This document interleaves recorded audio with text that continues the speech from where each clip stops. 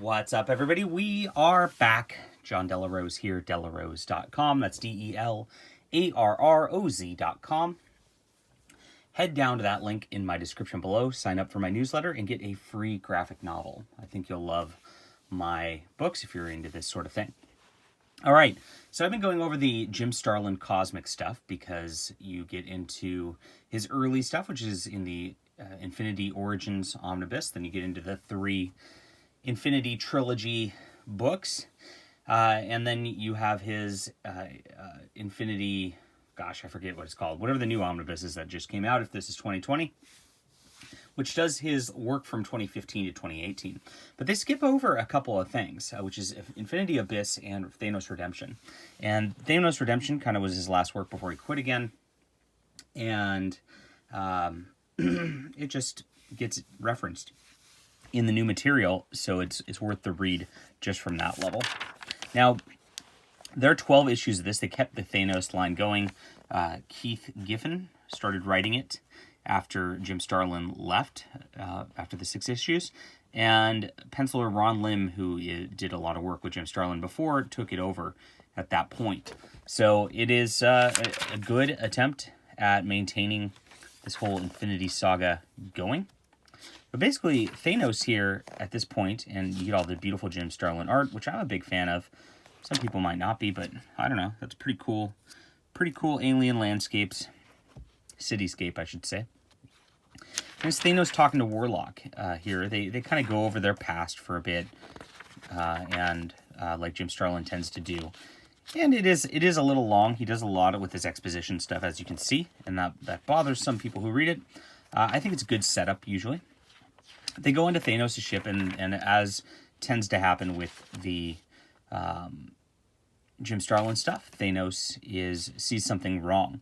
He goes to the Regalians, who are those aliens from Thor originally, and I guess Thanos messed with them and wants to help them out again because one of their planets is about to get devoured by Galactus, and he stumbles upon this sort of plot by Galactus to get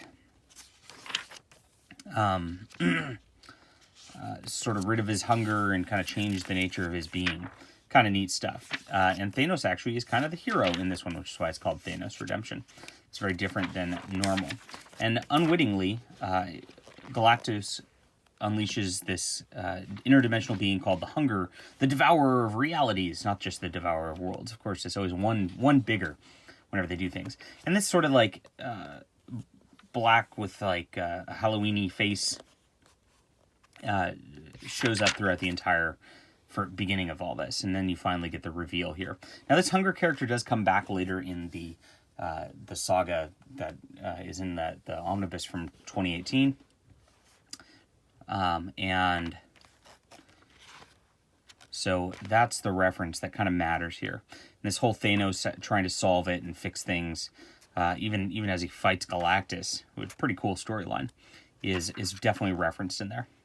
So, neat stuff. It's got a pretty epic plot line. Doesn't have all the crossovers like all the other Infinities do, but it's definitely worth the read just on that level. Now, this is an out-of-print paperback. It's very expensive on the market. You can find a trade paperback of just those first 6 by Jim Starlin. I believe it exists somewhere. And just read that. And then the second part is collected in what's called Road to Annihilation, and is by Keith Giffen and Ron Lim. As I said, Thanos, it doesn't really jive with the last one. He starts on this like prison planet and is just kind of hanging on this prison planet for a while. And it turns out the Beyonder is on this prison planet, and Thanos kind of interacts with the Beyonder. It's a little drawn out, I think, and I feel like not that much happens. You kind of see all the cosmic characters here, but you're like, how did they all get here? And what's going on? What's Thanos doing here? It doesn't totally make sense. But you get a reintroduction to the cosmic characters, I guess. It's a vast departure from the last story in terms of like its scale. But you get a little refresher about the Beyonder. Ron Lim's art is okay. I don't think it's as epic or interesting as Jim Starlin's before, so it's kind of just a letdown all the way around. But Ron Lim does nice figures and comic action. And so I don't know. I read this and I was a little bit confused as to what was going on the entire time. It really didn't hold my interest like the first 6 issues did. And I guess this does kind of tie into Annihilation a little bit, but I haven't read Annihilation yet. So there is that. But yeah, the characters eventually get off their little world. And we have a, quote, new beginning. And big explosion. So that's that. Not all that exciting. Thanos ends up just hanging on an asteroid and relaxing. Just bizarre ending. I wasn't sure the point. There are extras in the back where it actually goes over all the characters.